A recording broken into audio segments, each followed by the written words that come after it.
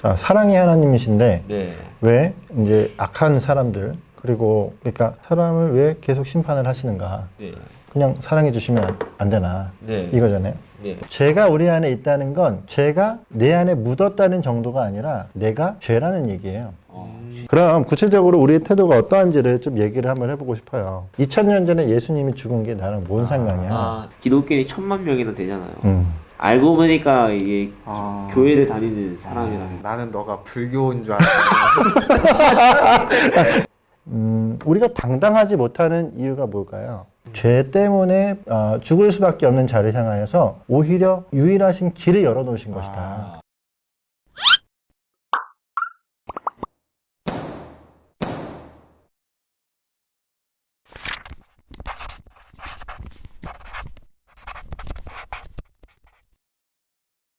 안녕하세요. 안녕하세요. 네, 2세대가 알아야 할 복음 세 번째 시간으로 오늘 함께 하도록 하겠습니다. 박수! 좋습니다. 자, 우리 벌써 세 번째 시간이에요. 네, 와, 벌써. 그렇습니다. 자, 우리 지난 시간 기억나요? 네. 어떤 얘기였죠? 복음의 가치에 대해서 네, 했습니다. 복음의 가치에 대해서. 복음의 가치는? 예수 그리스도인데 그게 하나님이시니까 네. 하나님의 가치. 그렇죠. 하나님의 가치. 하나님의 전부다. 우리가 이렇게 얘기를 했었어요. 네. 맞습니다. 자, 혹시 지난 시간에 했던 우리 강의 중에 네. 혹시 궁금하거나 또 하고 싶은 얘기 있어요? 네. 그 사랑이 하나님이신데 이게 막 악한 짓을 저지르고 그런 사람들을 하나님께서 왜 심판을 하시는가에 대해서도 궁금하네요. 이게. 그렇죠. 자, 사랑이 하나님이신데 네. 왜 이제 악한 사람들 그리고 그러니까 사람을 왜 계속 심판을 하시는가? 네. 그냥 사랑해 주시면 안 되나? 네. 이거잖아요. 네. 맞죠? 자, 어떻게 생각해요? 하나님은 사랑의 하나님이신데 네네. 하나님의 속성 중에 공의로우심이 있기 때문에 네. 심판이 있는 거라고 생각합니다. 네, 오. 좋습니다. 예. 요걸 제가 좀 쉽게 얘기하면 하나님 죄를 미워하십니다. 맞죠? 네. 근데 죄가 우리 안에 있다라는 건 나중에 얘기합니다. 죄에 대한 또 주제가 있어요. 아주 심도 있게 저희가 한번 얘기를 할 텐데 죄가 우리 안에 있다는 건 죄가 내 안에 묻었다는 정도가 아니라 내가 죄라는 얘기예요. 죄 그 자체라는. 그렇죠. 그러면 하나님이 하나님의 사람들을 모으셔야 되잖아요. 어떻게 보면 이렇게 표현하는 게 좀 그렇다면 하나님은 하나님의 속성상 죄와 함께 하실 수 없단 말이죠. 네. 그러면 죄와 함께 하실 수 없는 그분께서 정말 사랑하는 자기의 백성들을 다시 돌려놓으시려고 할 때 하나님은 죄가 없는 자로 돌려놓으셔야 되는 하나님이셨단 말이죠. 근데 죄가 있는 그 자체로 그 사람들은 하나님과 함께 할 수 없는 거예요. 그러니까 하나님은 사실 사람을 사랑하시지만 죄를 미워하시는 거죠. 네. 근데 그래서 죄를 미워하셔서 만들어 놓으신 것이 지옥이에요. 거기에 누가 들어가고 있어요? 바로 죄인들이 같이 들어가고 있네요. 그러니까 이 부분에 대한 부분을 어떻게 보면 이것에 대한 어떻게 답이라고 얘기할 수가 있겠죠. 우리 하나님이 그들을 지옥에 버리시기 위해서라기보단 죄 때문에 죽을 수밖에 없는 자를 향하여서 오히려 유일하신 길을 열어놓으신 것이다. 이것이 맞다 생각이 됩니다. 감사해야 되는 거네요. 그렇죠. 감사해야 되는 게 맞죠. 예, 좋은 답이 되었을 거라고 생각이 되죠. 자, 우리 그러면 혹시 질문 있어요? 저는 질문보다는 좀 인상적이었다는 건데 하나님께서 자신의 아들을 주실 만큼 사람을 사랑하신 거잖아요. 네. 그 사랑의 깊이가 정말 그냥 추상적으로 생각하기보다는 좀 더 뭔가 잡히는 네. 그 정도로 사람을 사랑하셨구나라는. 맞습니다. 맞아요. 하나님이 우리를 얼마나 사랑하셨을까 했을 때, 정말 자기를 사랑하신 것처럼 우리를 사랑해 주셨고, 자기 전부를 주실 정도로 감탄사가 나오네요. 네, 좋습니다. 지난 시간에 우리가 다루었던 것이 바로 복음의 가치에 대한 얘기입니다. 혹시 못 보신 분들은 다시 한번 돌려보셔도 좋을 것 같습니다. 예, 오늘 좀 자연스러워졌어요. 이제 세 번째라. 예, 좋습니다. 자, 오늘 우리가 얘기해야 될 건 그 가치 있는 복음에 대해서 우리는 어떤 태도를 가져야 될까? 이 얘기를 좀 해보도록 하겠습니다. 오늘 먼저 우리가 그래서 이 태도에 대한 부분을 얘기할 때 그 결론을 먼저 얘기를 해도 될 것 같아요. 맞죠? 네. 근데 그 결론을 어떻게 얘기하냐면, 자, 결론이 될 만한 말씀이 여기 있습니다. 요한복음 3장 16절. 우리 외우죠? 자, 한번 외워볼까요? 하나님이 세상을 이처럼 사랑하사 독생자를 주셨으니 이는 저를 그를 믿는 자가 멸망하지 않고 구원을 얻게 구원을 얻게 하십니다. 자, 다시. 자, 이것이 청소년의 수준입니다. 청소년의 수준입니다. 네. 반성하겠습니다. 자, 반성하겠습니다. 삐. 좋습니다. 자, 하나님이 세상을 이처럼 사랑하사 독생자를 주셨으니 이는 그를 믿는 자마다 멸망하지 않고 영생을 얻게 하려 하심이라. 아멘. 아멘. 네, 아멘입니다. 자, 여기서 우리가 독생자를 주셨으니 바로 자신을 주신 그리고 아들을 주신 그 뜻을 우리가 함께 다뤘죠. 그러니까 하나님은 가장 가치 있는 전부를 주셨어요. 전부를 주셨다면 우리 편에서 해야 될 태도는 뭘까요? 그에 대한 보답을 해야겠네요. 그렇죠. 자, 우리가 조폭들도 네, 조폭들도 의리가 있잖아요. 네. 굳이 의리까지 얘기하지 않아도 우리가 상식상 그분이 나에게 전부를 주셨다면 나 역시도 그분에게 전부를 드리는 것이 맞죠. 그게 합당한 거죠. 그러니까 하나님 영광을 위해서 살아가는 이유가 그것 때문이라고 할 수 있겠네요. 그렇죠. 맞아요. 맞아요. 아, 좋은 답입니다. 이것이 어떻게 보면 오늘 전체적인 결론이에요. 자, 근데 우리가 복음에 대해서 잘 아는지 모르는지 그 복음의 수준을 오늘 우리가 대하여 볼 때에는 전부를 드리는 것이 맞는데 사실 우리의 삶의 모습을 보면 우리의 태도가 그렇지 못할 때가 많잖아요. 네. 오늘 그 얘기를 좀 같이 좀 잠깐 해보도록 하겠습니다. 우리가 복음을 대할 때 청년들, 청소년들에게 보통 나타나는 복음에 대한 태도가 어떤 것들이 있을까요? 겉으로 드러내지 않죠. 겉으로 드러내지 않는다. 맞아요. 드러내는 게 꼭 이건 진짜 신기한 게 꼭 드러내는 게 죄 같고 요즘에 튀는 게 싫고 튀는 게 싫고 근데 요즘에 또 코로나 때문에 예, 믿는 게 오히려 죄스럽게 되어지는 그런 모습까지도 있는 게 참 아쉬워요. 어떻게 보면 이런 모습이 우리에게 있는데 또 어떤 것들이 있을까요? 교리 같은 게 있어서 이제 오류가 없어야 되니까 이게 좀 많이 어렵잖아요. 그러니까 이거에 대한 공격도 막아야 되고 하니까 이게 무관심한 내버려 두고 그렇죠. 신앙을 맞아요. 열심히 하면 되지. 덮어두고 믿는 그렇죠? 성경을 덮어두고 믿는 일들이 일어난다. 좋은 얘기를 해줬는데 제가 여기 우리 영옥이가 얘기해 준 것 중에 무관심이라는 단어에 제가 한번 좀 이렇게 생각을 해봤습니다. 자, 무관심. 자, 무관심에 대해서 우리는 어떻게 보면 하나님 앞에 내가 정말 무관심했구나 이걸 인정해야 될 수밖에 없을 것 같아요. 인간들이 얼마나 그러니까 우리가 얼마나 하나님 앞에 무관심한지 특히나 하나님 우리 가운데 주신 복음에 무관심한지를 성경도 우리 가운데 얘기를 해주고 있습니다. 자, 이사야서 53장 6절 말씀을 우리가 한 번 더 읽어보도록 하겠습니다. 시작. 우리는 다 양 같아서 그릇 행하여 각기 제 길로 갔거늘 여호와께서는 우리 모두의 죄악을 그에게 담당시키셨도다. 아멘, 아멘.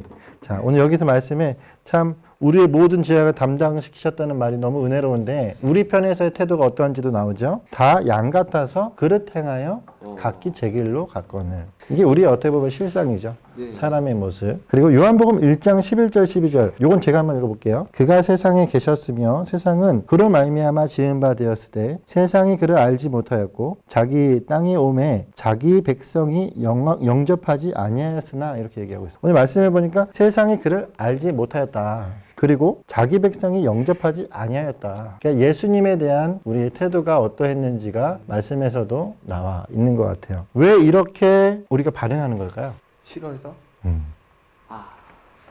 싫어해서. 그리고 재미가 없어서? 재미가 없어서. 네, 맞습니다. 이걸 좀 종합하면은 필요성을 느끼지 못해서가 아닐까. 네. 맞죠? 네. 이렇게 한번 예를 들어 볼게요. 핸드폰들 다 있죠? 네. 네. 핸드폰 지금 어느 정도 충전돼 있어요? 한 60%? 60%? 50%. 50%? 네. 아직까지는 괜찮네요. 네. 네. 자, 근데 만약 핸드폰이 만약에 5%다. 오. 그래, 그때부터 어떻게 해요? 아껴서 쓰든지, 그리고, 꺼놓든지, 충전기를 찾든지, 계속 그게 신경 쓰이기 시작하잖아요. 네. 어떻게 보면 지금 우리가 필요성을 못 느끼는 이유가 내가 아직 살아갈 날이 많다고 생각하는 건지, 그렇기 때문에 복음도 그렇고, 삶과 죽음에 대한 부분도 그렇고, 별로 자신에게 와닿지가 않는 거예요. 그러니 무관심하다, 이렇게 우리가 볼 수가 있는 것이죠. 필요성을 느끼지 못한다라고 생각되어지는 겁니다. 그러니까 사는 동안 위급함을 못 느끼지만, 여러분 근데 원치 않든 우리가 어디로 가고 있어요? 사망으로 네. 지옥으로 맞습니다. 지옥으로 가고 있습니다. 지옥으로 가고 가만히 있으면 지옥으로 가죠. 네, 무서워요. 자, 우리가 원튼 원치 않든 다 사망으로 갑니다. 셋 중에서 제가 제일 늙었지만 네, 이분들도 늙게 돼 있어요. 네, 맞죠? 가는데 순서가 없다고. 계속 무서운 얘기를 지난주부터 하고 있는데. 네. 그러니까 우리 안에 그런 제한과 계속적으로 우리 안에는 소모가 있다라는 것을 볼 수가 있는 것처럼 우리는 이런 필요성을 느껴야 된다라고 할 수가 있겠습니다. 그럼 구체적으로 우리의 태도가 어떠한지를 좀 얘기를 한번 해보고 싶어요. 이 태도에 대해서 제가 아까 말했던 무관심을 한번 가지고 얘기를 해볼게요. 자, 무관심은 어떤 뜻인가요? 아예 관심이 없다는 뜻이겠죠? 관심이 없을 없다. 무자 써서. 그렇죠. 없을무. 관자는? 무슨 상관인지 모르죠. 그렇죠. 관계할 관자. 맞아 관계. 심자는 무슨 심? 마음심? 마음심. 맞아요. 쉬운 단어들이죠. 마음이 관계. 자, 저는 이 단어 무관심이라는 단어를 두 개로 나눠보고 싶어요. 자, 무관 그리고 무심. 자, 이렇게 나눌 수 있겠네요. 자, 무관은 뭐예요? 나랑 아까 말한 것처럼 나랑 상관없다. 이게 뭐 나랑 무슨 상관이냐 이거죠. 네. 필요성을 전혀 못 느끼는 거예요. 네. 이것이 우리의 모습 중에 하나죠. 그러니까 2000년 전에 예수님이 죽은 게 나랑 뭔 상관이야. 네. 이렇게 얘기하는 자세들이 어떻게 보면 지금 우리의 모습일 수도 있죠. 또 하나 무심은 뭐죠? 그 중에 마음이 없는 것 같아요. 예, 아예 마음이 없는, 네. 생각이 없는, 정말 의지적으로 거기에 마음을 쓰려고 하지 않으면은 정말 하기 싫은 것. 생각도 안 나요. 생각도 안 나려고 하는. 사실 이게 청소년들과 청년들의 모습 아닙니까? 그렇죠? 네. 예, 누워있고만 싶고. 떡볶이는 먹고 싶은데, 예, 기도는 하기 싫은. 이것이 어떻게 우리의 모습이라 생각되어져요. 맞죠? 너무 잘 찝지 않아요, 제가? 전문가. 전문. 네. 자, 어떻게 생각해요? 이런 모습. 자신의 모습은 혹시 그런 모습 없나? 할 말이 없죠. 할 말이 없어요. 네. 예를 들면 그런 거예요. 자, 영화 보고 싶어요? 기도하고 싶어요? 우리가 보통 사람들이 다 그런 것 같아요. 영화 보자! 목사님이 아니면 전도사님이 우리 오늘 영화 보자 그러면은 번개를 쳐도 보이죠. 그렇죠? 네. 번개 모임이라도 우르르 같이 가서 보게 되고. 자원에서. 자원에서. 자원하는 맞아요. 저도 가면 안 되나요? 이런 거. 저는 나이가 안 되나요? 뭐 이런 식으로 해서 같이 가죠. 근데 자, 우리 오늘 철야 기도하자. 아 그러면 네. 몸이 안 그렇죠. 갑자기 아팠던 안 아팠던 몸이 아니면 가더라도 의문감으로. 그렇죠. 의무감으로 가든가. 맞아요. 목사님이 가자니까 나 가야지. 회장이니까 안 갈 수도 없고 총무니까 안 갈 수도 없고 임원들만 딱 모여가지고 예, 기도를 시작했는데 소리는 안 들리고 눈은 감기고 이게 어떻게 보면 우리의 모습 참 의지를 드릴 수 없는 모습이 우리의 모습이 아닌가 생각이 됩니다. 또 하나의 태도가 있어요. 어떻게 보면 우리의 불편한 진실 따단 뭔지 우리 한번 말씀을 통해서 한번 볼게요. 로마서 1장 16절 말씀 한번 읽겠습니다. 내가 복음을 부끄러워하지 아니하노니 이 복음은 모든 믿는 자에게 구원을 주시는 하나님의 능력이 됨이라. 먼저는 유대인에게요 그리고 헬라인에게로다. 아멘. 자, 물론 바울은 이 말씀에서 나는 복음을 부끄러워하지 않겠다라고 얘기했습니다. 근데 이 말씀이 많은 그리스도인들에게 큰 부담이에요. 맞죠? 나는 복음을 부끄러워하는데 이런 생각을 갖죠. 우리의 불편한 진실은 뭐냐면 우리가 복음을 부끄러워하고 있다라는 거라고 할 수가 있어요. 그래서 이제 뭐 학교나 그런 곳에서 예 얼마 없다고 생각하는 의외로 기독교인이 많은 경우가 많이 있더라고요. 사실 기독교인이 1000만 명이나 되잖아요. 그러면 이제 교실 안에서 예수님 믿는 사람이 많을 수밖에 없는데, 근데 저도 가끔씩 학교에서 보면 그리스도인이 아닐 거라 생각했던 사람 중에서 알고 보니까 이게 교회를 다니는 사람이라는 맞아요. 가끔씩 있는 것 같아요. 꽤 많이 있는 것 같아요. 맞아요. 그러니까 우리는 우리 반에 나밖에 없는 거 아니야? 이렇게 생각을 하는데 그것보다는 좀 더 있어요. 맞죠? 네. 근데 그 아이가 누군지 잘 몰라요. 그런 경우들 혹시 있었어요? 제가 당해본 건데 어. 저 친구가 제가 교회 다닌다고 하니까 나는 너가 불교인 줄 알았어. 누구 얘기가 아니라 스스로 얘기를 지금 이렇게 충격적이죠. 맞아요. 목사님이 예. 교회 다니는데 보살 믿으시냐고 하면 회개해야 된다 했는데 그렇구나. 그 얘기를 하면서 너가 교회를 다녔어. 난 너 절에 다니는 줄 알았어. 이렇게 된 거네요. 네. 맞죠? 그렇습니다. 내 신앙을 숨기고 있는 그 모습은 이 복음에 대해 부끄러워하고 있는 우리의 모습에 어떻게 보면 자화상을 얘기하는 것이 아닌가 생각합니다. 저도 제가 이제 예전에 청소년 사역을 하면서 가르쳤던 아이 중에 어떤 아이가 학교에서 우리 급식 먹잖아요. 급식 중에 급식을 딱 해놓고 본인은 기도는 해야겠는데 앞에 아이들이 있고 어떻게 할까 하다가 기도를 하는 거야. 흉내를 한번 내볼게요. 밥이 있는데 기도는 해야겠고 눈치는 보이니까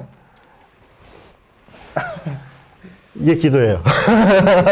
이런 식으로 기도하는 친구들도 있었어요. 아, 어떻게 보면 아예 안 하는 게 낫지 않을까 이 생각이 들 정도예요. 네. 제가 그리고 아까 좀 전에 얘기하다가 들어봤더니 우리 영욱이는 학교에서 기도뿐만 아니라 밥 먹으면서 찬양까지 했다는 네, 그런 썰이 있습니다. 맞습니까? 네. 네. 어떤 찬양을? 아, 네. 잠깐 동안이지만 뭔가 다르다 싶더니 역시 학교에서 엄청난 영향력을 미쳤던 친구인 것 같아요. 오늘 굉장히 사설이 길어요. 자, 편해졌다는 얘기 같아요. 그러면 우리가 당당하지 못하는 이유가 뭘까요? 당당하지 못하는 이유. 가치를 알지 못해서. 그렇죠. 좋아요. 자, 우리 그러면은 영욱이는 어떻게 생각해요? 자기부터도 이게 바깥으로 할 정도로 이게 필요성을 못 느끼기 때문에 맞아요. 어떻게 보면 이 두 가지가 다 맞는 것 같습니다. 이 필요성 자체를 못 느끼는, 복음을 아는데 알아도 못 느끼는 경우가 있고 복음을 아예 모르면 더 못 느끼겠고요. 그리고 그 가치를 그 정도까지로 여기지 않는 경우도 있는 거죠. 그러니까 사실 교회를 다니는 친구들은 많은데 정말 정작 복음을 드러내거나 예수를 믿는 걸 드러내는 친구가 없는 이유는 그만큼 복음의 가치를 잘 모르기 때문이다. 이렇게 얘기를 할 수가 있겠네요. 이게 어떻게 보면 우리의 태도를 결정하는 것 같아요. 내가 무엇에 눈치를 보고 있는가를 한번 좀 생각해 볼 필요가 있겠네요. 우리 주님 눈치 보며 살아갑시다. 할렐루야. 아멘. 좋습니다. 그럼 우리가 이 눈치를 보지 않고 당당하게 복음을 대하는 태도를 가져야 될 텐데 그런 태도를 가지기 위해서 우리가 꼭 알아야 될 게 하나가 있어요. 왜냐면 하나님 편에서는 눈치 보지 않으셨다는 거예요. 하긴 눈치 보실 대상이 없죠. 근데 하나님께서 그러면 전부를 우리 가운데 주셨다. 아들을 주신 건 전부를 주신 거니까 왜 전부를 주셨을까? 그렇게 해야만 해서? 그렇게 해야만 하기 때문에. 네. 잘 모르겠네요. 네, 좋습니다. 우리가 한번 이럴 때는 성경으로 돌아가야 됩니다. 자, 맞죠? 네. 우리 고린도후서 6장 16절 말씀을 한번 읽어볼까요? 6장 16절입니다. 하나님의 성전과 우상이 어찌 일치가 되리요? 우리는 살아계신 하나님의 성전이라. 이와 같이 하나님께서 이르시되 내가 그들 가운데 거하며 두루 행하여 나는 그들의 하나님이 되고 그들은 나의 백성이 되리라. 아멘, 아멘. 오늘 이 고린도후서의 말씀을 보니까 뭐라고 되어 있냐면 나는 그들의 하나님이 되고 그들은 나의 백성이 되리라. 이게 하나님의 계획이십니다. 하나님은 다음 세대도 마찬가지고 이 세대를 향하여 늘 얘기하셔요. 난 너희를 백성 삼고 싶다고 하시는 거죠. 맞죠? 이게 하나님께서 우리에게 전부를 주신 이유가 아닐까요? 하나님이 우리에게 자신을 다 주셨다는 얘기는 우리를 원하신다는 뜻이요. 네. 맞죠? 그렇기 그래서 때문에 하나님의 형상으로 창조하신 것 같아요. 맞죠? 그래요. 하나님의 형상으로 우리를 창조하셨고 하나님의 형상인 우리가 하나님의 백성이 되기를 원하시는 하나님께서 우리에게 전부를 주신 것이다. 이렇게 얘기할 수가 있겠습니다. 자, 그러면 전부를 주신 우리 하나님 앞에 우리의 태도는 전부를 드리는 게 맞죠. 맞아요. 예의이거든요. 예의이면서 이것이 사실 우리의 결론이어야 합니다. 맞죠. 우리의 삶의 결론. 전심을 다해서 주님 앞에 우리를 드려야 되는 것이 맞죠. 이건 제가 목사가 되거나 전도사가 되라는 얘기가 아닙니다. 우리의 모든 것을 드린다는 얘기는 나의 삶 자체의 존재를 하나님 편으로 돌리는 것이다. 그러니까 얘기할 수가 있죠. 자신이 있는 영역에서 최선을 다해 살아가는 것을 말하는 거죠. 그렇죠. 그러니까 죄악 시대는 어떤 직업들이나 예를 들어 음란과 관련된 그리고 나의 어떤 우리가 자아추구라고 얘기할 수가 있을까요? 그런 것들에 대해서 음담 패설 같은 것들 이런 쪽으로 가는 것들을 하나님 원하시는 건 아니에요. 맞죠? 하지만 하나님 편에서와 우리 편에서 우리 양심이 우리 가운데 증거를 해주는 또 하나님 말씀이 우리 가운데 기준을 세워주시는 방향이 있습니다. 그래서 성경을 우리가 많이 읽고 또 곱씹어 읽고 계속 성경으로 가야 되죠. 예, 그 말씀 안에서의 방향 속에서 우리가 하나님 앞에 전부를 드리는 것을 생각해 볼 필요가 있겠다. 또 이렇게 생각을 할 수가 있겠습니다. 자, 우리가 이제 좀 결론을 내리면서 이렇게 한번 볼게요. 전부를 드린다는 것은 어떻게 보면 여러분이 하나님 앞에 전부를 드린다 했을 때 이건 우리 편에서는 변화를 통해서 드러나게 돼 있어요. 내 안에 뭐가 변화가 있다라는 얘기죠. 네. 자, 그렇게 생각하면 무엇이 변화되었을까? 세 가지로 한번 얘기할 수가 있습니다. 자, 첫 번째는 주인을 바꿨다. 이거예요. 주인을 바꿨다. 두 번째는 가치관이 바뀌었다라는 것이고요. 또 세 번째는 우리의 방향성이 바뀌었다. 이렇게 얘기를 할 수가 있겠습니다. 이러한 변화가 여러분에게 있다면 여러분은 전부를 드리고 있는 거라고 얘기를 할 수 있지 않을까. 네. 그렇게 생각을 해볼 수가 있겠어요. 정말 주인을 바꿔야 되고 그리고 가치를 바꿔야 되고 방향을 바꿔야 된다. 자, 이걸 여러분 편에서 또 생각해 볼 수 있는 단어들이 있지 않을까요? 하나님 영광? 좋아요. 맞아요. 자, 우리가 이렇게 얘기해 보겠습니다. 자, 주인을 바꾼다라는 건 주권을 변화시킨다라는 거예요. 그러니까 내 주권을 네. 하나님 앞에 드리는 거죠. 자, 그리고 가치관을 바꾼다는 건 그동안의 내 인식이 아니라 다른 인식으로 살아가겠다라는 거예요. 하나님이 주신 인식으로. 그리고 세 번째, 그 방향성을 바꾼다라는 뜻은 우리의 태도가 바뀐다라는 얘기를 할 수 있다 생각되어집니다. 자, 어떻게 보면 이렇게 우리의 전부를 드린다라는 것이 우리의 모든 삶의 전체에서 나타나야 되는 일이다라는 걸 오늘 우리가 함께 다루었습니다. 자, 이렇게 얘기해 보니까 어떤 마음이 드세요? 예. 너무 제가 살았던 게 너무 부끄러운. 그렇군요. 그래요, 우리 영욱이는. 저희가 하나님께서 이렇게 은혜를 베푸셨는데도 불구하고 이렇게 전부를 드리지 못하면서 살아가면 하나님께서 어떻게 보실까라는 그런 죄송한 마음. 맞아요. 그리고 오늘 이게 시청해 주시는 분들 중에는 내 모든 걸 다 주라고 이렇게 생각을 하면서 전부를 드리는 것에 대해서 부담스러워하는 분들도 혹시 있지 않을까 생각은 합니다. 근데 단언컨대 여러분을 하나님 앞에 드리는 것이 가장 정확하고 가장 확실하고 안전한 길이다라는 걸 제가 말씀을 드리고 싶고요. 오늘 우리 이 시대에 살아가야 될 여러분과 제가 하나님 앞에 나아갈 방향은 유일하신 예수 그리스도의 복음밖에 없다라는 걸 한 번 더 말씀을 드리고 싶습니다. 세 번째 강의를 마치면서 이제 다음 시간부터는 개념에 대해서 다시 한번 좀 정리해보는 시간을 갖도록 하겠습니다. 개념 정리 참 중요한데요. 그 이유가 무엇이냐면 지금 많이 무너져 있는 것이 개념에 대한 부분이기 때문입니다. 개념을 잘 정리하는 것으로 그릇을 확보하고 거기에 복음의 살을 붙이는. 완전 뼈대가 만들어져야 돼요. 그렇죠. 역시 감사합니다. 좋습니다. 자, 우리 다음 시간에 기대하면서 오늘 여기까지 마치도록 하겠습니다. 감사합니다. 감사합니다.